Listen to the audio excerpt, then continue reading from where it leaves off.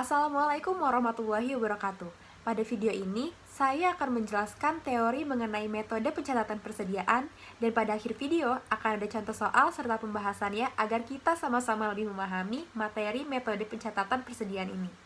Sebelumnya, perkenalkan, nama saya Rianti Dwi Anggraini, NPM 1875253, Program Studi Akuntansi Jurusan Ekonomi dan Bisnis Politeknik Negeri Lampung.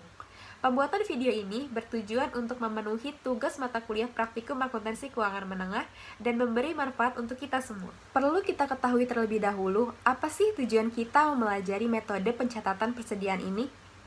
Jadi, asumsikan kita adalah orang yang bertugas untuk menghitung stok di gudang. Pada saat pembelian, barang masuk, kita catat. Begitu pula pada saat penjualan, barang keluar, kita catat. Jadi, metode pencatatan persediaan ini digunakan untuk menghitung stok persediaan akhir di gudang. Nah, untuk mencatat persediaan ini terdapat 3 metode, yaitu FIFO, LIFO, dan average. Beda metode yang dipakai akan berbeda pula nilai stok akhir pada persediaannya. Nah, perlu kita ketahui juga bahwa metode LIFO tidak boleh digunakan lagi ya teman-teman. Karena dengan menggunakan metode ini, perusahaan dapat meminimalkan laba sehingga memperkecil pajak yang disebabkan nilai persediaan yang tersaji di laporan keuangan tidak update lagi, atau tidak sesuai dengan nilai saat laporan keuangan tersebut keluar, yang bisa saja seharusnya nilainya lebih rendah dibanding yang tersaji di laporan keuangan. Padahal seiring berjalannya waktu, harga pembelian cenderung mengalami peningkatan yang disebabkan oleh inflasi. Oleh karena itu, jika penggunaan metode LIFO ini terus digunakan, dapat mengakibatkan kerugian bagi negara. Mengapa sih mencari persediaan akhir perlu menggunakan metode? Karena akan berpengaruh di laporan keuangan di bagian nilai persediaan akhir, sehingga metode pencatatan persediaan yang digunakan akan memengaruhi kualitas laporan keuangan. Nah, semakin real nilai yang terdapat di laporan keuangan, maka akan semakin baik laporan keuangan tersebut. Karena dapat mengetahui kondisi keuangan perusahaan yang sebenarnya. Maka untuk menghitung nilai persediaan akhir, tidak boleh asal-asalan ya. Tidak boleh terlalu tinggi atau terlalu rendah. Nah, selanjutnya, bagaimana sih cara menghitung persediaan akhir ini? Caranya dengan menggunakan kartu stok. Nah, kartu stok inilah yang menggambarkan keadaan persediaan barang di gudang dan bagaimana perputaran persediaan kita. Misalnya pada kartu stok barang A, dalam waktu 7 hari, barangnya sudah habis. Jadi kita bisa tahu nih, kapan waktu yang tepat untuk merestock barang tersebut. Selain itu, kita juga bisa mengetahui tren pasar. Barang mana yang paling laku, dan barang mana yang paling lama habis terjualnya. Nah, ini dia contoh penampakan dari kartu stok. Sebenarnya nih teman-teman, format kartu stok ini tidak harus seperti ini. Kalau teman-teman mau pakai format yang lain juga tidak masalah. Yang penting intinya tersampaikan. Nah, di kartu stok ini terdapat tanggal untuk mengisi tanggal transaksi ya teman-teman. Kemudian terdapat kolom keterangan untuk menjelaskan jenis transaksinya. Misalnya terjadi pembelian. Nah, kita tulis tuh di keterangannya yaitu pembelian. Begitu pula dengan penjualan. Nah, kemudian terdapat kolom barang masuk. Nah, ini diisi jika terdapat transaksi pembelian dan retur penjualan. Nah, terdapat kolom kuantitas, ini diisi sesuai dengan jumlah barang yang masuk itu berapa. Untuk harga disesuaikan juga dengan barang yang kita beli harganya berapa. Begitu pula dengan barang keluar. Kalau barang keluar ini biasa diisi dengan transaksi penjualan dan retur pembelian. Nah, yang terakhir terdapat kolom stok akhir. Kolom ini menginformasikan berapa banyak jumlah barang yang kita miliki dan berapa pula harganya. Kira-kira seperti itu ya teman-teman untuk penjelasan kartu stok. Nah, ada lagi nih teman-teman poin penting dari materi ini, yaitu untuk semua metode pencatatan persediaan itu sama. Dalam arti akan ada barang masuk dan barang keluar, sehingga akan ada yang namanya stok akhir. Umumnya, barang masuk terjadi karena adanya transaksi pembelian dan retur penjualan. Kalau barang keluar, terjadi karena adanya transaksi penjualan dan retur pembelian. Dan untuk sisa stok adalah selisih dari barang masuk dan barang keluar. Jika teman-teman sudah mengerti dan paham betul mengenai konsep dasar ini, maka teman-teman pasti sudah bisa menggunakan apapun metode pencatatan persediaannya. Jadi diingat ya teman-teman. Oh iya, jadi dalam metode pencatatan persediaan ini, kita hanya menggunakan harga beli. Jika nanti teman-teman mengerjakan soal terdapat harga jual, maka kita abaikan saja ya teman-teman. Oke teman-teman, mari kita bahas masing-masing metode pencatatan persediaan ini satu persatu. Yang pertama, Metode FIFO atau first in first out, atau bahasa Indonesianya masuk pertama, keluar pertama. Metode ini menjelaskan bahwa barang yang pertama kali masuk ke gudang akan langsung dijual pada saat adanya penjualan.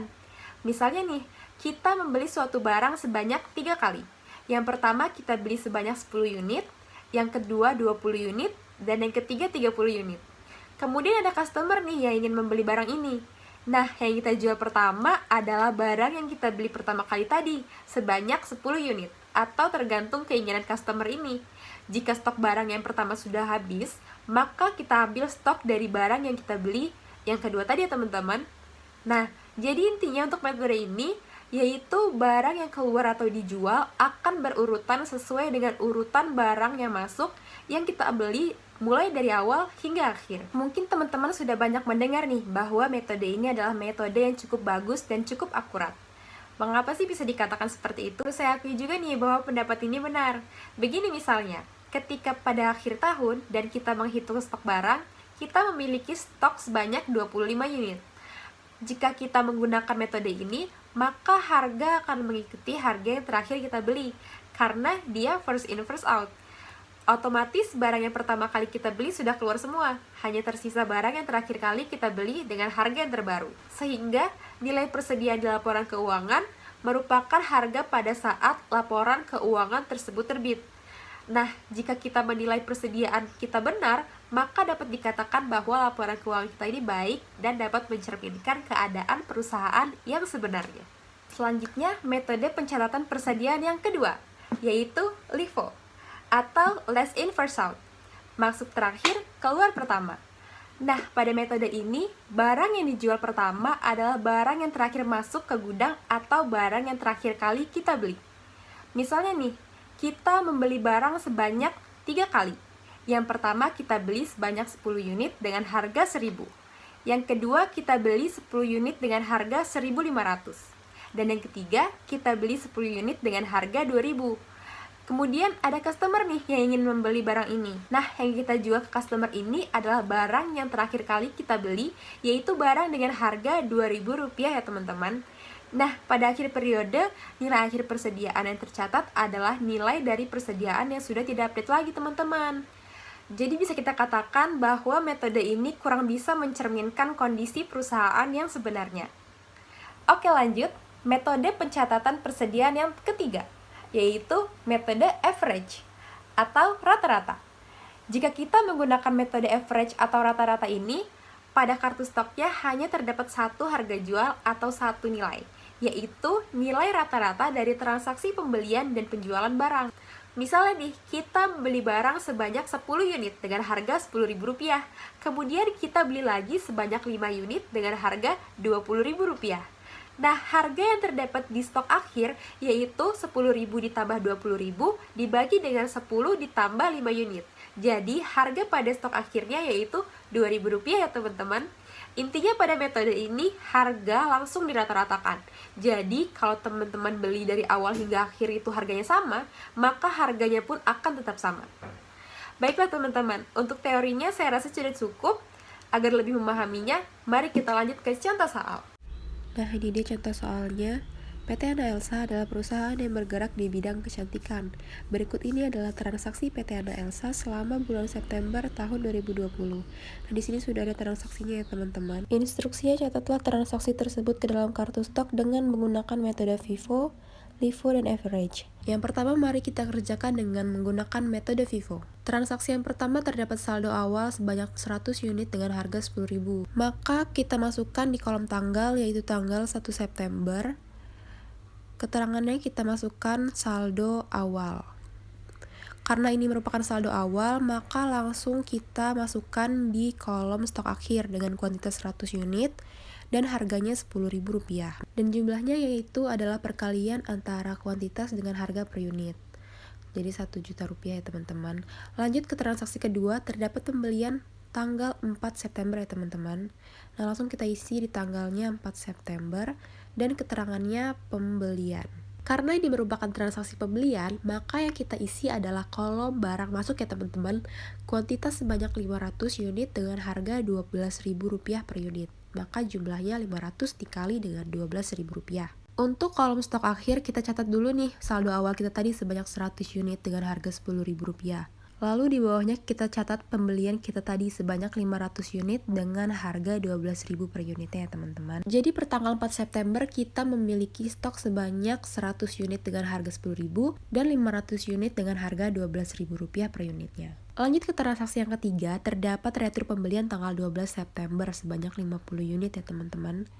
Kita isi tanggalnya, kemudian keterangannya retur pembelian. Karena ini merupakan retur pembelian, maka kita isi di kolom barang masuk. Nah, kuantitasnya harus kita minuskan ya teman-teman, karena retur pembelian ini mengurangi jumlah barang masuk. Maka nanti pada stok akhirnya juga, jumlah barang akan berkurang. Nah, di kolom stok akhir kita catat dulu stok dengan harga Rp10.000 sebanyak 100 unit. Untuk stok barang dengan harga Rp12.000 sudah berkurang 50 unit ya teman-teman, maka tinggal 450 unit dengan harga Rp12.000. Dengan nilai nominalnya yaitu 5.400.000, maka per tanggal 12 September kita memiliki stok akhir sebanyak 600 unit, yaitu 100 unit dengan harga Rp10.000 dan 450 unit dengan harga Rp12.000. Lanjut ke transaksi yang keempat, di sini tanggal 21 September terdapat transaksi penjualan. Nah, kita isi kolom tanggal dan keterangannya. Nah, di sini yang dijual sebanyak 300 unit. Maka karena kita menggunakan metode FIFO, barang yang kita keluarkan yaitu 100 unit dengan harga Rp10.000 dan 200 unit dengan harga Rp12.000. Nah, saya ingatkan lagi nih teman-teman, walaupun di transaksi harganya 15.000, namun kita tetap menulis harga yang terdapat di stok akhir, yaitu 10.000 dan 12.000 ya teman-teman. Harga penjualan ini harus kita abaikan saja teman-teman. Maka stok akhirnya tinggal barang dengan harga Rp12.000 sebanyak 250 unit ya teman-teman. Karena untuk barang seharga Rp10.000 itu sudah kita keluarkan atau sudah kita jual ke customer ini. Sehingga nilai pada persediaan kita per tanggal 21 September adalah Rp3.000.000. Lanjut ke transaksi yang terakhir yaitu tanggal 30 September terdapat transaksi retur penjualan. Nah, kita isi kolom tanggal dan keterangannya seperti ini. Kemudian kita isi kolom barang keluar. Kuantitasnya perlu kita minuskan ya teman-teman, karena retur penjualan ini mengurangi jumlah barang kita yang keluar. Karena ada barang yang dikembalikan atas penjualan, maka stok akhir kita pasti bertambah nih ya teman-teman. Sehingga kuantitas kita bertambah 100 unit menjadi 350 unit ya teman-teman, dengan harga Rp12.000. Maka pada akhir periode kita memiliki nilai persediaan dengan harga Rp4.200.000. Oke, selanjutnya kita akan mencatat transaksi ini ke dalam kartu stok dengan metode LIFO. Yang pertama, pada tanggal 1 September terdapat persediaan awal sebanyak 100 unit. Maka kita isi kolom tanggal, keterangan dengan saldo awal, dan langsung kita isi stok akhir sebanyak 100 unit dengan harga Rp10.000. Maka jumlahnya Rp1.000.000. Selanjutnya terdapat transaksi pembelian tanggal 4 September. Nah, keterangannya kita tulis pembelian. Karena ini merupakan transaksi pembelian, maka yang kita isi adalah kolom barang masuk sebanyak 500 unit dengan harga Rp12.000. Maka jumlahnya Rp6.000.000. Karena ini menggunakan metode LIFO dan terdapat perbedaan harga antara stok awal dengan yang baru kita beli ini, maka harus dipisah ya teman-teman stoknya. Nah, ada yang 10.000 dan ada yang 12.000 sebanyak 500 unit yang baru kita beli tadi. Kemudian lanjut ke transaksi yang ketiga, tanggal 12 September terdapat retur pembelian. Untuk retur pembelian, kita isi di kolom barang masuk dengan kuantitas yang kita minuskan. Nah, di sini terdapat retur sebanyak 50 unit, maka kuantitasnya minus 50. Dengan harga Rp12.000. Karena terdapat retur pembelian, maka stok akhir kita pasti akan berkurang ya teman-teman. Yang berkurang adalah stok dengan harga Rp12.000. Sehingga stok kita tinggal 100 unit dengan harga Rp10.000 dan 450 unit dengan harga Rp12.000. Selanjutnya transaksi yang keempat. Nah, di sini terdapat penjualan tanggal 21 September ya teman-teman. Langsung kita isi di tanggal dan keterangannya yaitu penjualan. Karena ini merupakan penjualan, maka kita isi di kolom barang keluar sebanyak 300 unit. Karena kita menggunakan metode LIFO, maka yang kita jual atau kita keluarkan adalah barang dengan harga Rp12.000 karena ini merupakan barang yang terakhir kali kita beli.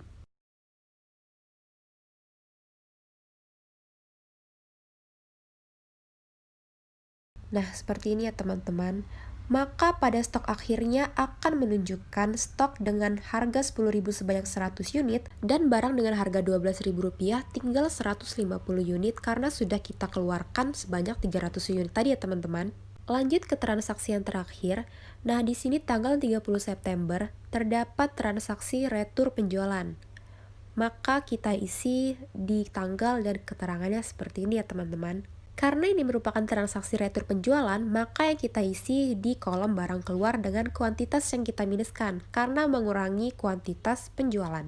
Retur penjualan ini akan menambah stok akhir kita ya teman-teman, sehingga kita akan memiliki barang dengan harga 10.000 sebanyak 100 unit, dan barang dengan harga 12.000 sebanyak 250 unit. Nah, seperti ini ya teman-teman, stok akhir kita ada barang dengan harga 10.000 sebanyak 100 unit dan harga 12.000 sebanyak 250 unit. Nah, kita sudah selesai nih mengerjakan kartu stok dengan menggunakan metode LIFO. Selanjutnya kita akan mencatat transaksi-transaksi ini ke dalam kartu stok dengan menggunakan metode average. Masih menggunakan soal yang sama, di sini terdapat saldo awal sebanyak 100 unit. Maka kita isi di kolom tanggal dan keterangan seperti ini ya teman-teman. Stok akhirnya kita isi kuantitas sebanyak 100 unit dengan harga 10.000, maka jumlahnya 1 juta. Selanjutnya tanggal 4 September terdapat transaksi pembelian. Nah, kita isi di kolom tanggal dan keterangan, 4 September terdapat pembelian. Kemudian karena ini pembelian, kita isi di kolom barang masuk, sebanyak 500 unit dengan harga 12.000.